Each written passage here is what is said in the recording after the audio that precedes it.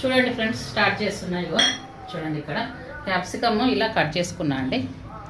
గింజలు లోపల గింజలు ఉంటాయి కదా, అవి తీసి ఇలా చేసుకున్నా. చూడండి, అన్నీ ఇలా చేసుకున్నాను. ఇప్పుడు స్టఫింగ్ చేసుకుందాం మనము దీంట్లోకి.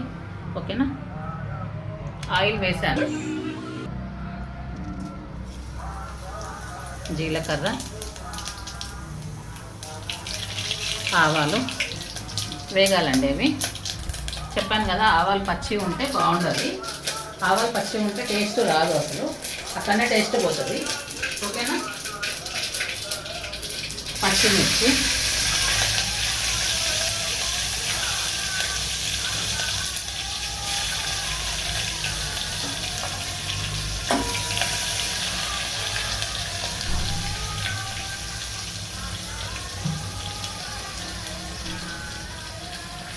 కరివేపాకండి,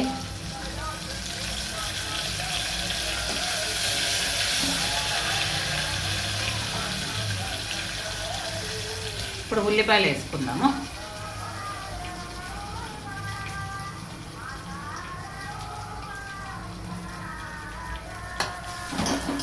వేగాలి ఇది.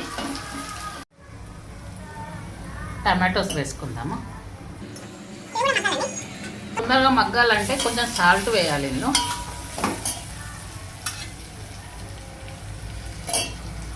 తొందరగా మగ్గుతాయి. మూత పెట్టి మగ్గిద్దాము. కొంచెం కారం పడుతుందండి.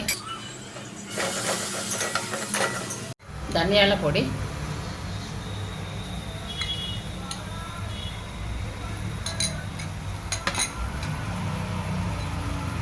సోంపు కచ్చపచ్చగా దంచుకున్నాను ఇక్కడ.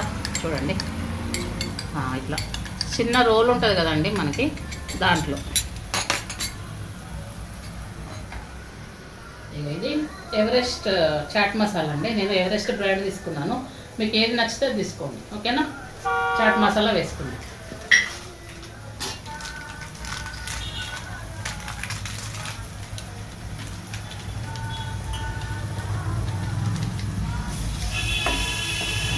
ఒక స్పూన్ సరిపోతుందండి, ఎందుకంటే టమాటాలు వేసాం కదా. ఎక్కువ వేస్తే పుల్లగా అవుతుంది. మళ్ళీ ఒక స్పూన్ కరెక్ట్ సరిపోతుంది.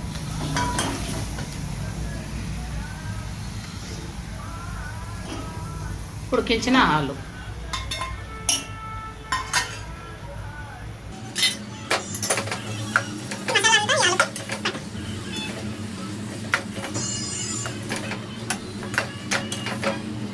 చూడండి ఫ్రెండ్స్, లాస్ట్లో కొత్తిమీర వేసుకుందామండి. చూడండి ఫ్రెండ్స్, క్యాప్సికమ్ ఇలా గింజలు తీసుకున్నాం కదా. స్టఫింగ్ ఒకటి చూపిస్తా, ఎందుకంటే కొత్తగా పెళ్ళైన అమ్మాయిలు ఉంటారు కదా, సో ఈజీగా చేసుకోవచ్చు అది చూసి. ఓకేనా?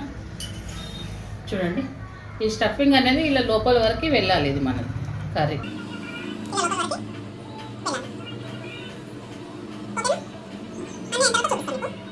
అన్నీ స్టఫ్ చేసుకున్నాం కదా. మీకు స్పూన్తో వేయకపోతే చేతితో వేసుకోవచ్చు. మనము కర్రీ చల్లగా అయిపోయిన తర్వాత చేతితో మనం లోపల వరకు చేసుకోవచ్చు. నేను స్పూన్తో చేశాను. ఓకేనా? ఆయిల్ వేసుకొని షాలు ఫ్రై చేసుకుందాం ఇప్పుడు.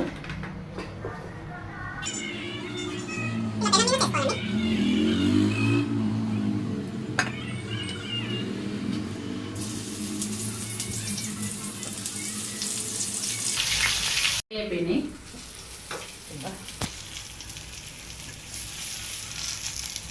ఓకేనా? మరి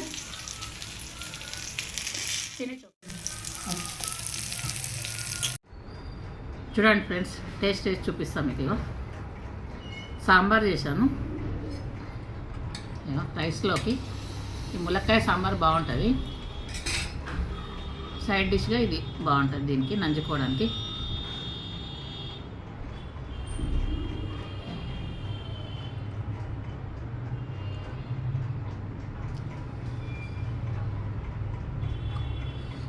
చాలా బాగుందండి.